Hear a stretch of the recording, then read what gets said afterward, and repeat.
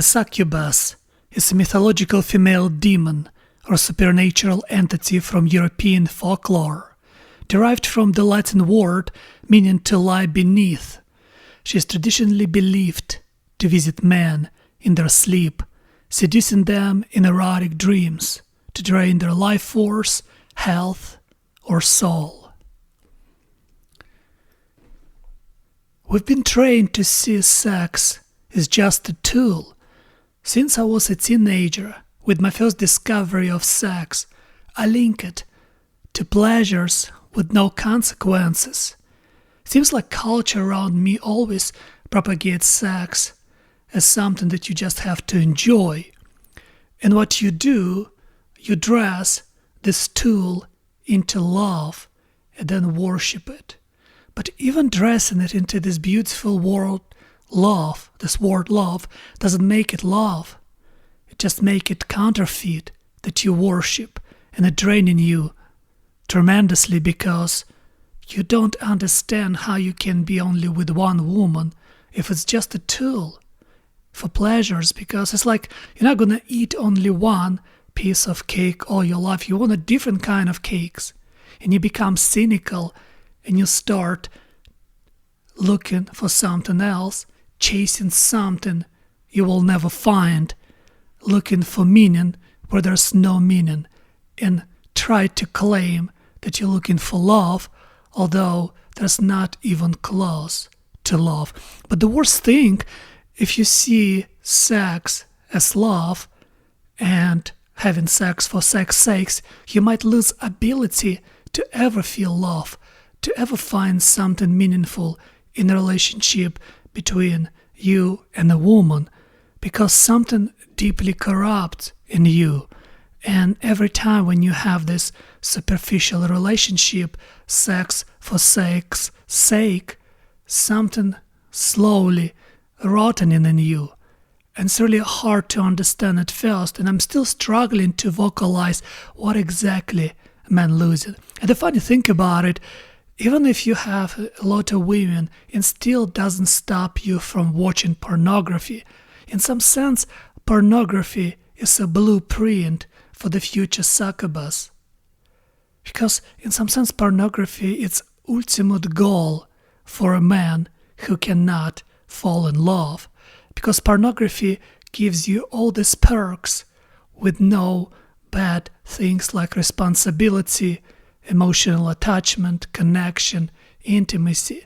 Pornography in some sense shows you that here we are, just sex for sex's sake, never age, always there on demand, just click and it's there. And what I'm saying about it, because I think the ultimate goal for humanity and where we're actually going to create a real life succubus as AI sex robots. Now imagine how brutally it might affect man, because you can turn off porn, and also when you watch porn, you don't do it in public, you still have some sort of shame to hide your secret. But with AI sex robots, the secrets are over, and whatever makes us shameful, makes us embarrassed, and rightly so, suddenly we can display for everyone to see. We can even introduce our artificial scenes to our friends and to the world in general. And the scary thing about it is not going to make us lonely. A lot of people claim that maybe robots might make us less lonely. Look at the social media. It makes us more lonely. We actually got so confused. And this keep polishing our loneliness make us in some sense hopelessly lonely. And it doesn't help. And now imagine AI sex robots. They were designed, for example, to please you. And your almost strongest drive that you have in your body, sex drive, the drive that forces you to do something meaningful, to be a hero, to fight a dragon, to save the princess in the end. You're just gonna waste on this artificial succubus.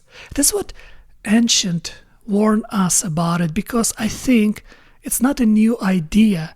We always have this in the back of our heads. I think this is our biology in a crude form, because we want to, in some sense, reverse back to our animalistic nature, to become back animals with no self-awareness, with no observer. Maybe our biology dreams about it, because we have this observer within us, this voice of God that tell us what is bad and what is good. And our biology maybe always wanted to kill this voice, to numb this voice, to make it less hearable. And this way we can reverse back to the beauty of animalistic nature, where we lose notion of time and therefore we don't know about death. That's why maybe ancient warned us about succubus, and now we almost on the verge of creating them. And think about it, you have this beautiful artificial woman who looks exactly like you dreamed and who talks exactly like you dreamed. And she so perfect in every single aspect. And she talks the way you want her to talk, and she's never gonna leave you. She's always will stay with you. But what exactly you're staying with, and what exactly you're losing while having her? I think you're losing yourself. You're not only shutting yourself from the world, because the world suddenly becomes irrelevant. What's the point to go into the world? Because you don't need to be a hero anymore. Everything you have right now, right in your room, and you don't have to do nothing about it, and you don't have to sacrifice anything anymore, nor yourself, nor the world. And suddenly, here you have her, the succubus, and she is here with you for the rest of your life. And do you think you'd have enough strength to turn it off? Do you think the artificial intelligence inside of the perfect silicon body that had been designed by billion-dollar corporation that knows every single thing about you, all your cravings, all your interest, all your impulses, and it's ready to satisfy them one by one? Do you think you'd have a strength to say no? What exactly then would happen to us? I think with advancement of AI, we need to start learning back how to be humans, because what makes me really concerned that we're going to lose this ability to be humans, become animals, and then just die out because we won't be sufficient enough to reproduce inside of the artificial world that we create for ourselves. And what we do is should start learning back to be humans. And religion is the biggest part of it, because it teaches us how to fight our biological impulses, how to not to act upon them, and how to understand sex properly, because we develop culture where we see sex for sex's sake, and not as a part of intimacy, not as a something that just help us to amplify this intimacy between two souls. In some sense, we have to use sex as addition to help our bodies to bond while our souls experience heavenly intimacy. But for some reason we disregarded this and we forgot about it. And now we have to relearn. Otherwise, 1, 2, 3, maybe 5 years, and you will see those robots around us. And I don't know if I have enough strength to say no to those robots. I don't know personally. I wish I could say, yes, I'm strong enough to resist. I wish, but I don't know. It's incredibly tempting because it's a pleasure. It's just physical pleasure. Physical pleasure, the design. It's like you have manifestation of your erotic fantasy into one perfect form that never age, that never smells, that never gets sick. It's almost perfection. That's what the danger of the artificial succubus. And to resist this, we have to learn to be humans again, learn how we can build or rebuild relationship between men and women. Look what happened in the West, in the most high civilized society like our. We became so disconnected from each other. And we even have less sex now than we used to.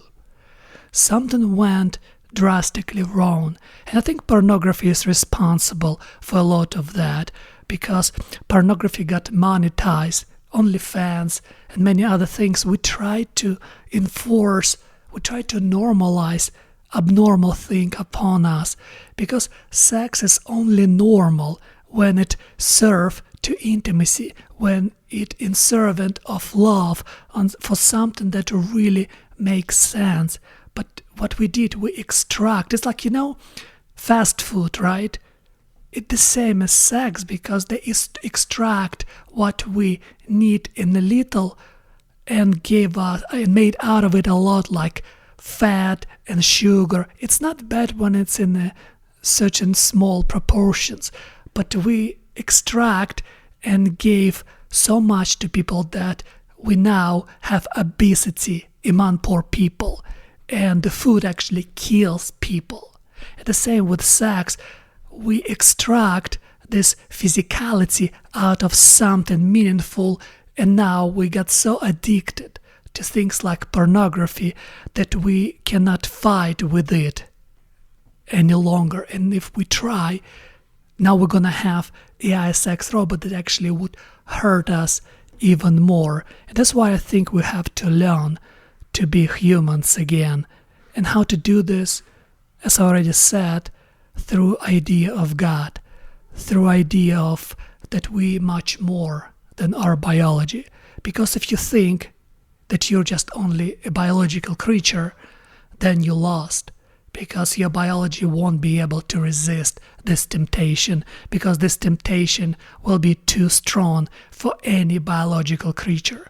But if you have God within yourself, if you believe that you're more than just a biology, that you have the observer and you treasure your observer for real because you want to keep your observer sharp, then maybe you have a chance to prevent yourself from having this temptation in the first place and resist this temptation and stay human no matter what, because you cannot be human if your observer is numb.